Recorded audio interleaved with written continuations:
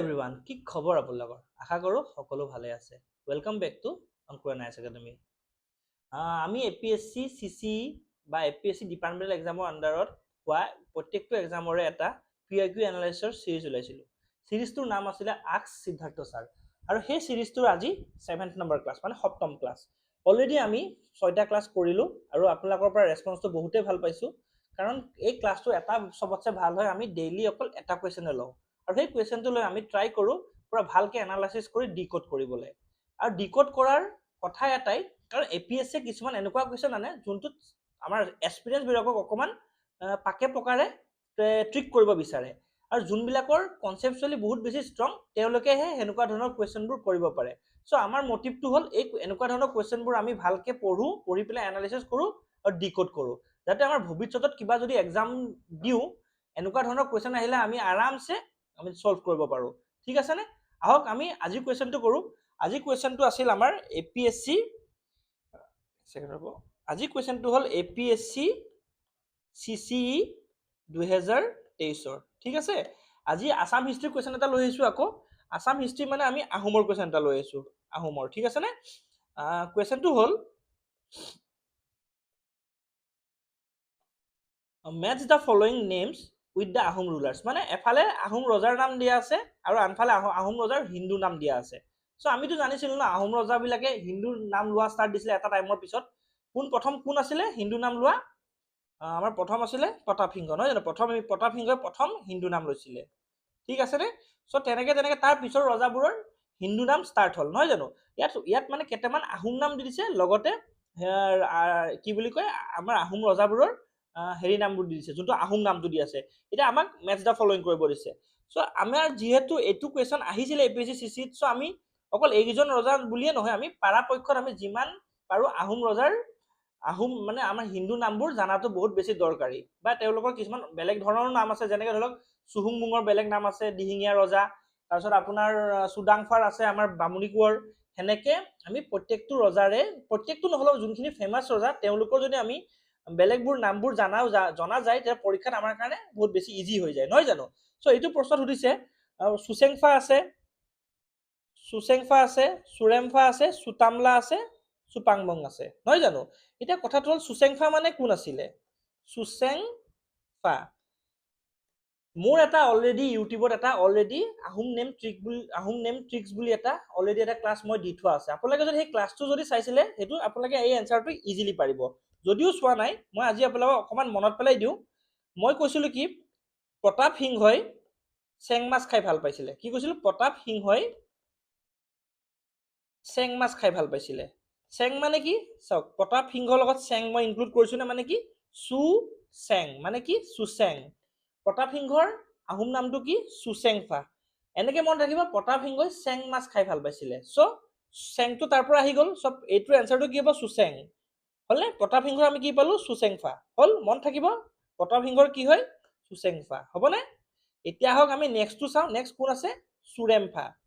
ঠিক আছে, চুৰেমফা মোৰ সেই ক্লাছটোতে জাষ্ট এটা মই বনাইছিলোঁ, কিন্তু ইয়াত এটা কথা কৈ লওঁ, জাষ্ট মানে নিমনিক বনাইছোঁ মনত ৰাখিবৰ কাৰণে। কোনো যাতে অফেণ্ডেড নহয়, এনেকুৱা ধৰণৰ কিয় বনালে বা কেনেকৈ বনালে, ময়ো সকলো ৰজাকে ৰেচপেক্ট কৰোঁ। জাষ্ট আমাৰ যিহেতু এক্সাম পইণ্ট অফ ভিউত বহুত বস্তু মনত ৰাখিব লাগে, চ' কিছুমান আমি ট্ৰিক বনোৱা যায়, তাত কাকো অফেণ্ড কৰা আমাৰ মটিভ নাথাকে। ঠিক আছে, চ' আহক ৰাজেশ্বৰ সিংহটো চাওঁ। ৰাজেশ্বৰ সিংহটো মই এটা বনাইছিলোঁ, মই নিজাকে বনাইছিলোঁ এইটো। ৰাজেশ্বৰ সিংহই ৰেম্প ৱাক কৰিছিলে। কি কৰিছিল? ৰাজেশ্বৰ সিংহই ৰেম্প ৱাক কৰিছিল। চ' চাওক, ৰেম্প আহিছেনে? মানে ৰাজেশ্বৰ সিংহৰ কি হ'ল? ৰাজেশ্বৰ সিংহৰ কি হ'ল? চুৰেমফা। চুৰেমফা মনত পৰিছেনে? চুৰেমফা মানে ৰাজেশ্বৰ সিংহই কি কৰিছিল? ৰেম্প ৱাক কৰিছিল। ৰেম্পৰ পৰা ৰেম্প ৱাক আহিল নে? চাওক, চুৰেমফা, ৰাজেশ্বৰ সিংহই ৰেম্প ৱাক কৰিছিল। চ' ৰাজেশ্বৰ মানে কি? ৰেম্পা, চুৰেমফা। বুজি পালে? এতিয়া নেক্সটটো আমাৰ কি আছে? আমাৰ নেক্সটটো আছে, নেক্সটটো হ'ল আমাৰ চুতামলা। ঠিক আছে, মই তেতিয়া এটা ট্ৰিক দিছিলোঁ, ৰ'ব এক ছেকেণ্ড, অকণমান দিগদাৰ দি আছে। মই এটা ট্ৰিক দিছিলোঁ আপোনাক। ট্ৰিকটো আছিলে জয়ধ্বজ সিংহই ক'ত ভাত খাইছিলে? জয়ধ্বজ সিংহই তামৰ কাঁহীত ভাত খাইছিলে। কিহত খাইছিলে? তামৰ কাঁহীত। কিহত? তামৰ কাঁহীত। জয়ধ্বজ সিংহই ক'ত ভাত খাইছিলে? তামৰ কাঁহিত চ' জয়ধ্বজ সিংহৰ কি হ'ল তামটো যদি মনত ৰাখে জয়ধ্বজ সিংহৰ লগত চু তামলা কি হয় চু তামলা মন থাকিবনে জয়ধ্বজ সিংহই কিহত ভাত খাইছিলে তামৰ কাঁহিত জয়ধ্বজ সিংহই কিহত ভাত খাইছিলে তামৰ কাঁহিত চ' কি হ'ল চু তামলা বুজি পালে আকৌ এবাৰ কওকচোন ৰাজেশ্বৰ সিংহই কি কৰি ভাল পাইছিলে ৰেম্প ৱাক কৰি ভাল পাইছিলে চ' চুৰেম্ফা নহয় জানো চিমিলাৰলি আপোনাৰ হেৰি কি কয় আমাৰ এখনৰ নাম কি আছিলে প্ৰতাপ সিংহই কি খাইছিলে চেং মাছ চ' চুচেংফা আৰু এটা মই ট্ৰিক দিছিলো হেৰিটো চক্ৰটো কেনেকে ঘূৰিছিল চক্ৰটো চুপাংকে ঘূৰিছিল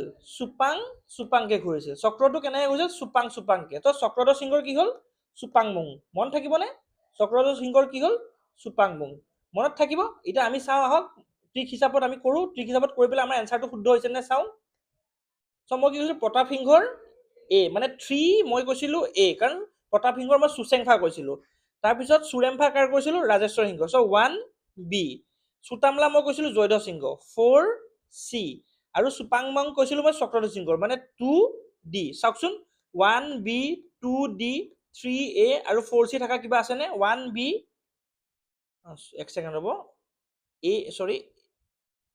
A3 থকা আছে B1 থকা আছে তাৰপিছত ক'ত গ'ল C4 থকা আছে D2 থকা আছে মানে আমাৰ অপশ্যনটো এনচাৰ বি মন থাকিবনে বুজি পালেনে আপোনালোকে আহোমৰ মই এইখিনি ৰজাৰ নামটো ক'লোৱে লগতে আৰু দুটামান এক্সট্ৰা মই বনাছ হিচাপে কৈ দিওঁ মই কি কৈছিলো কি আপোনাক এক ছেকেণ্ড ৰ'ব মই চকীখন ঠিক কৰি লওঁ শিৱসিংহই তাণ্ডৱ কৰিছিল মন আছেনে শিৱসিংহই তাণ্ডৱ কৰিছিল এটা কথা মন জানে আমাৰ যে শিৱ ভগৱান তেওঁৰ তাণ্ডৱ নাচিছিল নে তাৰ পৰা মনত ৰাখক শিৱসিংহই তাণ্ডৱ মানে শিৱসিংহৰ কি হ'ল চু তানফা কেনেকে মন থাকিব শিৱসিংহই তাণ্ডৱ কৰিছিল কাৰণ আমাৰ শিৱই তাণ্ডৱ কৰিছিল নাই তো সেনেকে মন থাকিব শিৱসিংহই তাণ্ডৱ কৰিছিল চ' শিৱসিংহৰ আহোম নামটো কি হ'ল চু তানফা মনত থাকিবনে আশা কৰো মনত থাকিব আৰু এটা কৈ দিওঁ আপোনালোকক উদয় আদিত্য সিংহৰ কৈ দিওঁ উদয় আদিত্য সিংহ ঠিক আছে আমাৰ বেলিটো ক'ত কোনফালে উদয় হয়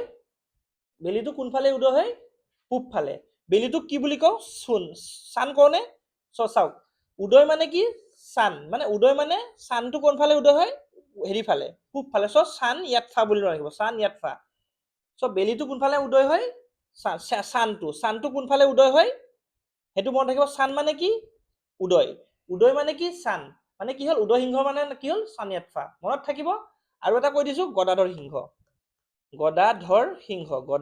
সিংহ ৰজাবিলাকে আগতে যেতিয়া যুদ্ধলৈ যাওঁতে সৈনিকৰ লগত যুদ্ধ কৰি ধৰি লওক তেজ লাগে তেজবোৰ কিহেদি চফা কৰে পাতেদি চফা কৰে চ' গদাধৰ সিংহৰ কি হ'ব চুপাতফা মন থাকিবনে গদাটো কিহেদি চফা কৰিছিল তেজ লগা গদাটো কিহেৰে চাফা কৰিছিল আগতে কাপোৰ কানি নাপাইছিলে পাতেদি কৰিছিল চ' চুপাতফা মনত থাকিবনে এনেকুৱা বহুত ট্ৰিক মই মোৰ আহোমৰ ট্ৰিকৰ ক্লাছটোত মই দি থৈছো আজি ওপৰৰ আই বাটনটোত মই দি দিম আপোনালোকে চাব আৰু আহোমৰ বহুতখিনি ৰজাৰ আপোনালোকৰ মনত থাকি যাব ঠিক আছে নে আশা কৰো এই ভিডিঅ'টো আপোনালোকে ভাল পালে যদি ভাল পাইছে লাইক কৰিব শ্বেয়াৰ কৰিব ছাবস্ক্ৰাইব কৰিব ভিডিঅ'টো ইমানতে সামৰিছো ধন্যবাদ